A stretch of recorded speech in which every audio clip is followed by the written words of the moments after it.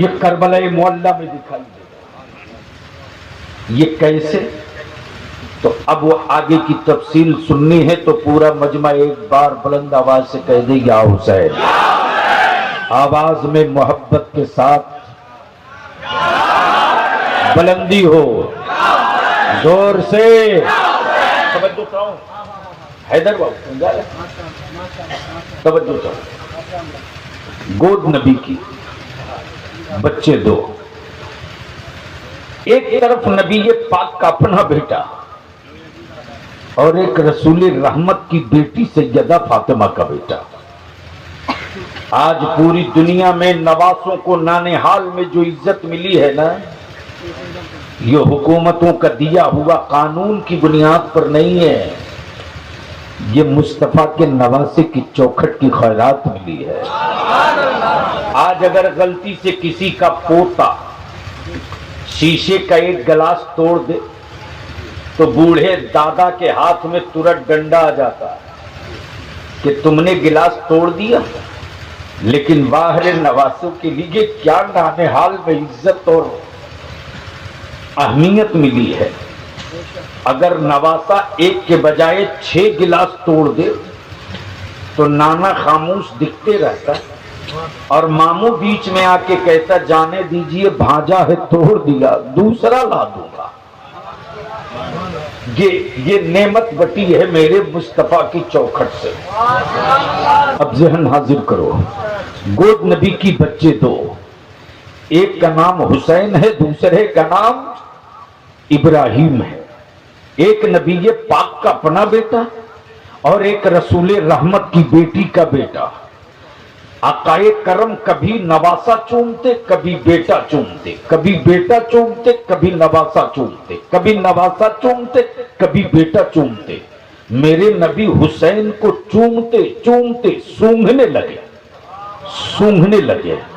صحابہ پریشان ہو کر بول پڑے یا رسول اللہ علیہ السلام، حسین کو چومنا تو سمجھ میں آتا ہے کہ بیٹا فاطمہ کے ہیں، نواسے آپ کے ہیں، اس لیے چوم رہے ہیں، لیکن حسین کو سونگھنا سمجھ میں نہیں آتا۔ نبی رحمت فرماتے میرے صحابہ، میری بیٹی فاطمہ جنت کی پھول ہے اور میرا حسین اس پھول کی کلی ہے۔ حسین کو چومتا ہوں تو نواسے کا سرور ملتا ہے، اور حسین کو سونگھتا ہوں تو جنت کی خوشبو ملتی ہے۔ چومتے رہے مصطفیٰ، سونگھتے رہے مصطفیٰ۔ اسی بیچ میں رب کی رحمت پکار پڑی، بلبلے سدرا چھوڑو جبریل، میرے محبوب کی بارگاہ میں جاؤ، میرے حبیب سے کہہ دو کہ یہ دونوں آپ کے پاس نہیں رہیں گے، دونوں میں کوئی ایک رہے گا، مرضی آپ کی، جسے رکھے جسے واپس کرے۔ نبی کی نگاہ نبوت دیکھ رہی تھی کہ کل کعبے کی عظمت، قرآن کا تقدس، شریعت کا ناموس، سنتوں کا وقار، فرض و واجب کی اہمیت، زکات و روزے کا مرتبہ، اسلام کی پاکیزگی کو جب زمانہ چنوتیاں دے گا تو اس وقت حسین کام آئے گا۔ آقائے رحمت نے امام حسین کے سر مقدس پر دست نبوت رکھ دیا۔ جبریل سمجھ گئے جس کو رسول کی گود میں چھوڑنا ہے وہ حسین ہیں، اور جن کو واپس لینا ہے وہ ابراہیم ہیں۔ دین بتتے گئے، حالات گزرتے گئے، راتیں گزرتی گئی، مہینے بدلتے گئے، سال بدل چکے، 2 سال بدل چکے، کئی سال بدل چکے۔ سیدنا ابراہیم کا وصال ہو گیا، دن کٹتے رہے۔ حسین نانا کے کاندھے مقدس پر سوار ہو کر گھومتے رہے، پشت انور پر حسین سوار ہوتے رہے، بازوئے علی میں حسین پروان چڑھتے رہے، چادر نور میں حسین شعور کی آنکھیں کھولتے رہے، حسین بڑے ہو گئے، حسین بڑے ہو گئے۔ اب ذہن کو حاضر کرنا، حسین بڑے ہو گئے۔ ادھر سے سیدنا ابو بکر آتے، سیدنا ابو بکر آتے، ادھر سے سیدنا فاروق اعظم آتے، ادھر سے عثمان غنی آتے، ادھر سے مولا علی آتے، چاروں چار طرف سے چلے ہیں، چاروں چار طرف سے چلے ہیں۔ اب ذہن کو یہاں روک لو، حسینی حسینی وہ نہیں جو صرف علی کو یاد کرے، ابو بکر کو یاد نہ کرے۔ توجہ چاہو، وہ حسینی ہو ہی نہیں سکتا جو صرف حسین کو یاد کرے اور فاروق اعظم کو یاد نہ کرے۔ ہم وہ حسینی نہیں جہاں صرف علی ہو، ابو بکر نہ ہو، عمر نہ ہو، عثمان نہ ہو، علی نہ ہو، امیر معاویہ نہ ہو، حسن نہ ہو۔ ہم وہ حسینی ہیں جہاں نبی بھی ہیں، مولا علی بھی ہے۔ ذہن حاضر، نبی رحمت صلی اللہ علیہ وسلم کے چاروں صحابہ چار طرف سے، سیدنا ابو بکر ادھر سے آتے، کیا کہتے، کیا فرماتے؟ سنیے کیا کہتے؟ حسین تجھ کو معلوم ہے نا نبی پاک نے اپنے بیٹے کی قربانی دے کر تجھ کو بچایا ہے؟ ہاں پتا ہے۔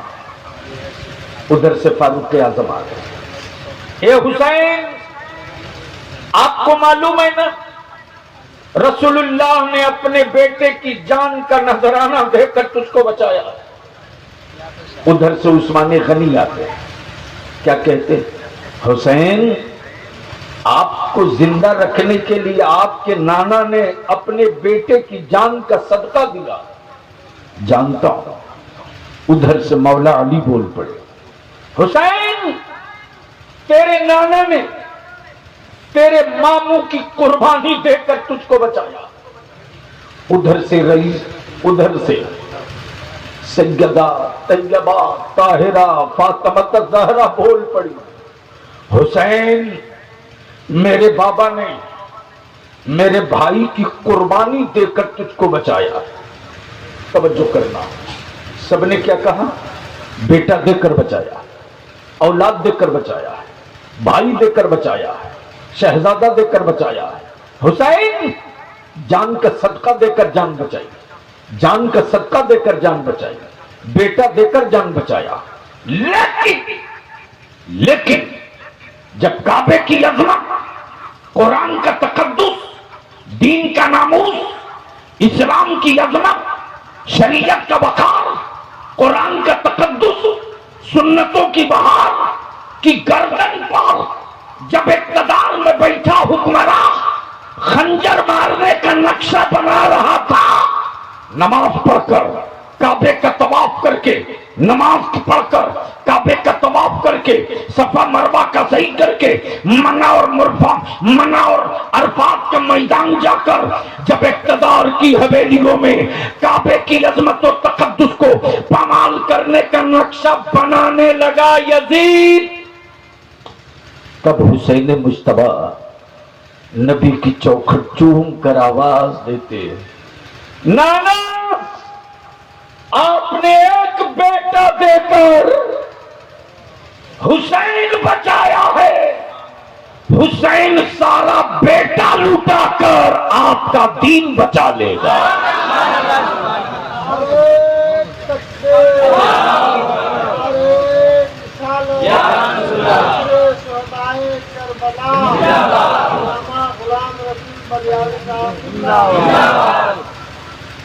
اس پوائنٹ کو دوسری تاریخ، آج کل بہت سارے پڑھے لکھے لوگ ڈگری ہولڈر پاگل ہو گئے، اور وہ پاگل لوگ کیا کہتے ہیں؟ معاذ اللہ حسین اگر حق پر ہوتے تو 72 ہی کیوں 72,000 گئے ہوتے۔ آج تک کسی یزیدی نے یہ جملہ نہیں کہا جو پڑھے لکھے یہودی کہہ رہے ہیں، ذہن حاضر کرنا اور بہت ٹھنڈے دماغ سے سوچنا۔ اب تو آپ کے شکری میں بھی، پنڈول میں بھی 5 منزلہ 4 منزلہ بلڈنگیں بننے لگی۔ بولو بن رہی ہے کہ نہیں؟ بن رہی ہے نا۔ دیکھا کہ دربھنگا میں ایک آدمی 7 منزلہ نہیں 10 منزلہ بلڈنگ بنا رہا تھا۔ میں نے کہا بے وقوف، اتنی اونچی بلڈنگ بنا دیا اور جگہ کتنی خراب منتخب کیا ہے۔ چھت سے جب بھی کوئی نیچے دیکھے گا تو کچڑا پٹی دکھائی دے۔ ارے اگر یہ بلڈنگ بنانی تھی تو بہتر ہوتا کہ گنڈک کے کنارے بناتا، جہاں سے اچھی ہوائیں پانی سے فلٹر ہو کر آتی، پولوشن مکت رہتا، گرین گرین ہرا ہرا بہار دکھتا۔ اتنی اونچی بلڈنگ بنایا، وہ بھی کچڑا پٹی میں۔ ذہن کو قریب کرنا، بہت قریب کرنا، بہت توجہ کرنا۔ جیسے ہی میں نے کہا ویسے ہی بول پڑا۔ بلڈنگ بنانے والا کمپنی کا ایم ڈی بلیابی صاحب، آپ نے رائے تو صحیح دی ہے، لیکن بہت اونچی بلڈنگ ہر جگہ نہیں بنائی جا سکتی، ہر جگہ نہیں بنائی جا سکتی۔ میں نے کہا مٹی ہی تو ہے، چاہے یہاں بناؤ چاہے وہاں بناؤ۔ اس نے جواب دیا کہ بلڈنگ کی اونچائی کے اعتبار سے زمین کی مضبوطی کا ہونا ضروری ہے۔ ندی کے کنارے مٹی پلپلی ہوتی ہے، مٹی دلدل ہوتی ہے، اس لیے ہر اونچی بلڈنگ کی تعمیر سے پہلے مٹی کی سیمپلنگ کی جاتی ہے اور یہ دیکھا جاتا ہے کہ یہاں کا سینہ کتنا وزن برداشت کر سکتی ہے۔ ذہن کو حاضر کرنا۔ حسین رفاقتوں کے اعتبار سے مکہ سب سے افضل، برکتوں کے اعتبار سے مدینہ سب سے افضل۔ آپ نے کربلا کیوں چن لیا؟ تو جواب ملے گا کربلا سے نانا کے غلاموں، اسلام سے اونچی کوئی عمارت نہیں ہوگی تو کربلا سے مضبوط کوئی مٹی نہیں ہوگی۔ اس لیے کہ جبریل نے اسی مٹی کا نمونہ رسول پاک کی بارگاہ میں دیا تھا اور کیا کہا تھا؟ یا رسول اللہ علیہ السلام، یہ مٹی جس دن خون بن جائے، مٹی اٹھایا ہے جبریل نے، خون نہیں اٹھایا ہے۔ مٹی اٹھائی ہے جبریل نے، لہو نہیں اٹھایا۔ گویا کربلا تیرا کتنا گہرا رشتہ ہے خون حسین سے، کتنا پرانا رشتہ ہے۔ ایسا لگتا ہے کہ صدیوں پہلے آل پیغمبر کا لہو گر چکا تھا، زمین نے لالی پر پردے ڈال دیے تھے۔ عاشورہ کے دن مٹی نے اپنے چہرے سے نقاب کھینچ لیا تو حسین کی لہو کی لالی دکھنے لگی۔ زمین اور ذہن دونوں حاضر کر لو۔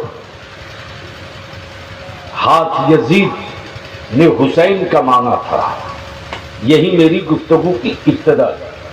حسین ہاتھ کا مانگا تھا، علی اکبر کیوں، قاسم کیوں، اون و محمد کیوں، عابد بیمار کیوں، ننھے شیرخوار کیوں، امام مسلم کیوں، امام مسلم کے شہزادے کیوں؟